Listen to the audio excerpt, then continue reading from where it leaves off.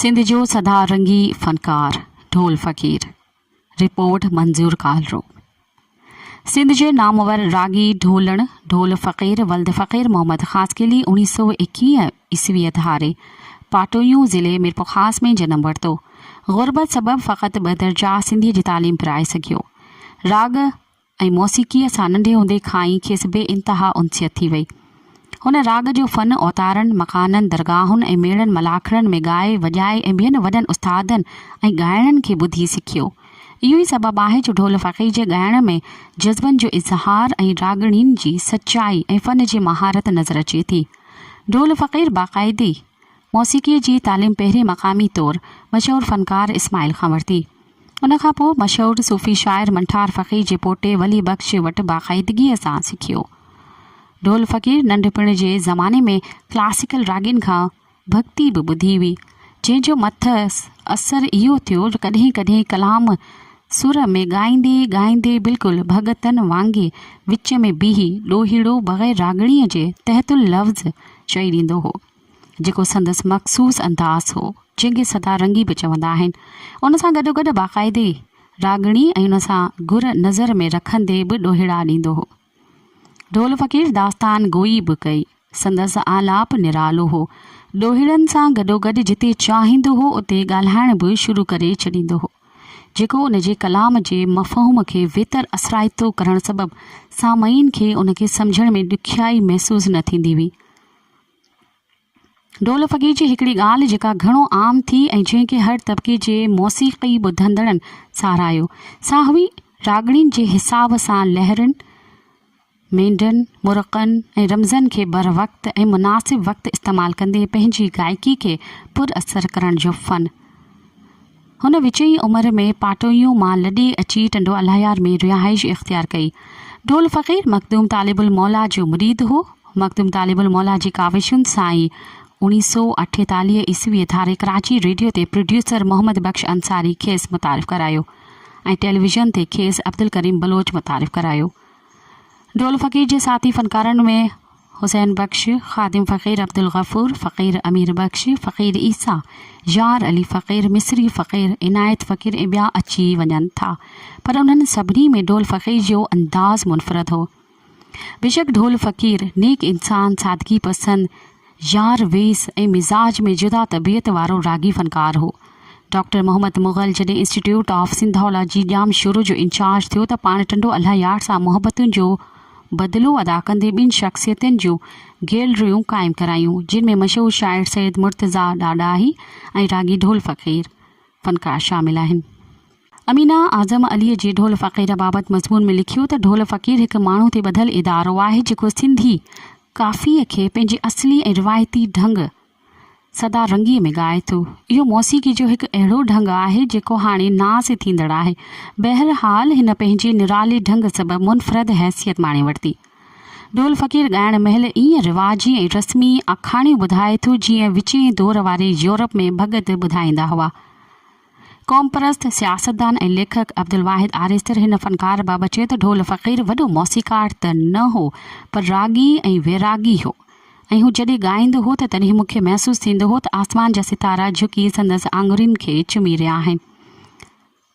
सिजु हिन जे साम्हूं सरबस जूद आहे, चंड बि हिन जे चारीअ में आहे। मानाइतो शाइर ताजल बेवस पंहिंजी राय जो इज़हार हिन रीत कयो।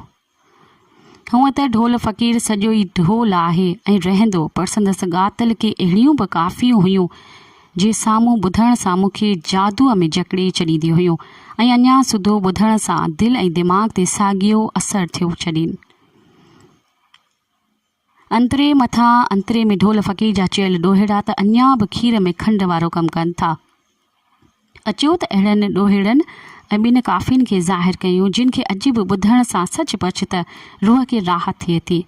सिकंदर बलोच अॻूणो डायरेक्टर रेडियो पाकिस्तान हिन फ़क़ीर राॻीअ खे यादगार लफ़्ज़नि सां मंझता ॾींदे चयो त ढोल फ़क़ीर लाइ आऊं त ईअं चवंदसि त पाण दुनिया जे अज़ीम फ़नकारनि मां हो, जिन पंहिंजे इन माहौल जे अंदरि रही इंतिहाई निमाणाईअ सां, सादगी ऐं नेठाईअ ऐं धीमे सां सच जे पैगाम खे आम कयो। ढोल फ़क़ीर जॾहिं ॻाईंदो हो त वजदानी कैफ़ियत तारी थी वेंदी हुई ऐं वजद उन ते थींदो आहे जेको पंहिंजे पाण खे सम्झंदो आहे। नसीर मिर्ज़ा अॻूणो स्टेशन डायरेक्टर ऐं नामियारो लेखक ढोल फ़क़ीर बाबति इज़हार कुझु हीअं कयो आहे। गायकीअ में ढोल जो इहो रंग आरफाणो हो। यकतारे जी तार में मन जी तनवार जो अहिड़ो मिलाप हाणे कंहिं ॿिए लोक गायक में नज़र नथो अचे।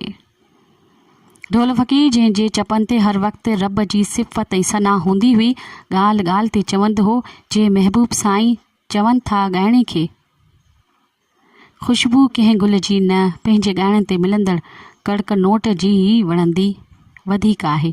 पर ढोल फ़क़ीर खे मूं सच त कंहिं बि ख़ुशबू खां बेनियाज़ ई ॾिठो।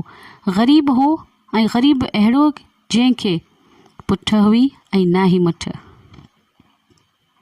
पर उहा संदसि सुर ताड़ जी ताक़त ई हुई जंहिं खेसि 1989 में पाकिस्तान जे हिकु वॾे सिविल एज़ाज़ तमग़ाए हुस्न कारकर्दगीअ सां सरफ़राज़ कयो। जेकॾहिं खेसि इहो एज़ाज़ न बि मिले हा त बि पक सां कंहिंखे चवे कोन हा त ॿेली वाहर कयो वठी ॾियो। ग़रीब खे इहो इनाम ऐं तलब जी हर दावा खां लापरवाह ढोल फ़क़ीर पंहिंजी पछाड़ीअ ताईं हिकिड़ो सूफ़ी मंश माण्हू साबित थियो। नेठि साणीअ जी मिटीअ में वञी अब्दी आराम थियो। सोज़ हालाई शाइर ऐं मौसीक़ीअ जो पारखो ख़्यालनि जो इज़हार हीअं करे थो त ढोल फ़क़ीर महफ़िल जो आगाज़ अल्लाह ई अल्लाह सां करे ऐं इख़्तिताम बि अल्लाह ई अल्लाह ते करे मथे उघाड़े फ़क़ीर मोर न ॻाए। कॾहिं कॾहिं त ईअं लॻंदो हो त को सूफ़ी फ़क़ीर इबादत या रियाज़त में मसरूफ़ ऐं तौहीद जी तनवार में मशग़ूल हुजे। सुर संगीत जो ॼाणू मुमताज़ मिर्ज़ा पंहिंजे मज़मून में लिखियो त यकतारो सिंधी राग जो सुर मोड़ सां जेको हुसैन बख़्श बि पंहिंजे सुहिणे रम्ज़ सां वॼाईंदो हो, पर ढोल फ़क़ीर जी तंद जो त को जवाब ई न हो। 1992 ईस्वीअ में असांजे सिंधी राग जा उहे ॿ सरवाण रागाई असां खां विछड़ी विया। निज सिंधी राग जो सुरीलो ॻाल्हिहेर ॻाइणो, यकतारे जी तंद जो शहनशाह वॼाइणो, आवाज़ ऐं तंद जो अहिड़ो मिलाप मूं पंहिंजी पूरी ॼमार में न ॿुधो। हिकिड़े भेरे हमीद आख़ुंद खे पीर हसामुद्दीन राशिदी मरहूम राग ॿुधाइण लाइ चयो। फ़ैसिलो ढोल ते बीठो। पीर साहिब मरहूम सुरीलन रागिन जी राग जी शौक़ीन इहा रिहाण भिच्छा वारे रेस्ट हाउस में थी। पीर साहिब खां सवाइ मोहतरम मोहम्मद इब्राहिम जोयो, डॉक्टर नवाज़ अली शौक़, आऊं ऐं 2-4 हमरा के ॿिया बि हुआ। लड़ी राति ऐं ॾखण जी खुलियल मैदाननि वारी हवा, पिटाई बादशाह जो माग, सितारनि जी झीणे झुकी जोत ऐं हवा जा पड़लाव ऐं ढोल जो हाय मुंहिंजा साईं साईं रे चवे थो वारा बोल, हवा ऐं यकतारे जी तंद मिली हिकु थी विया ऐं ढोल जी रोह मां निकितल वरह वारी वरलाभ जो थुल त सुर इन ई साड़ी साड़ हो जे हू विया हलिया। बसि हर शइ ॼण पुंड बेहण पइजी वई। अलाए अल्लाह जी तनवार रूहनि ते असल सावण जी झुड़ जियां बिही वई। इहा सारी न रही जेका वक़्तु कीअं गुज़रियो। अधु राति थी वई। फ़क़ीर ढोल जी काफ़िन में साही वारी सलाही की न हुई। हमीद वियो खेसि रिकॉर्ड कंदो ऐं नेठि फजर खां थोरो अॻु मरहूम पीर साहिब चयो त उमिरि सॼी राग ॿुधंदा अथमि, पर अॼु जो ढोल खे ॿुधमि त ढोल वाक़ई ढोल आहे। सिंध जे हिन सदा मलूक फ़नकार 22 जून 1992 में टंडवाल हयार में वफ़ात कई, जिते संदसि मज़ार आहे। संदसि फ़नी ख़िदमतुनि ते 23 मार्च 1990 ईस्वीअ धारे सरकारी खेसि प्राइड ऑफ परफॉर्मेंस एवॉर्ड ॾिनो।